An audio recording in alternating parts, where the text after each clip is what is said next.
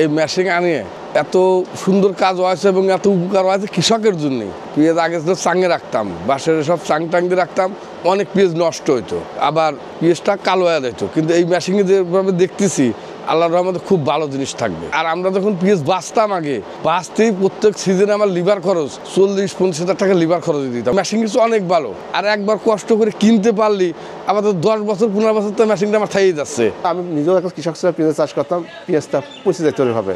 চাঙে রাখতে পারে এক মনে সর্বোচ্চ 15 কেজি পেঁয়াজ 17 কেজি পেঁয়াজ নষ্ট হয়ে যেত। তো এইভাবে বাতাস ফুলো দেখলাম যে বাতাসটা যদি এইভাবে দেওয়া যায়, সবসময় যারা গবেষণা করে সবসময় গবেষণা নিবাস থাকে, ঠিক আছে। তো এইরকম একটা 12 ইঞ্চি পাইপ দিয়ে তৈরি করলাম, এরকম মাছা করে ছোট্ট করে তৈরি করলাম, দেখলাম যে আসলে ভালো রাখা যায়, ঠিক আছে। এরপরে বড় করে তৈরি করলাম, 300 মণ রাখা যায় কীভাবে। 12 স্কোয়ার ফিটে আপনি 350 মণ পেঁয়াজ কিন্তু রাখতে পারবেন। এর প্রত্যেকটা মেশিন তৈরি করার পর নিজে দিই, বাকির পাত দিই, তুই নিচে আসবে, তারপর টাকা তুই ব্যবহার ভালো হয় তখন আমার টাকাটা দিস।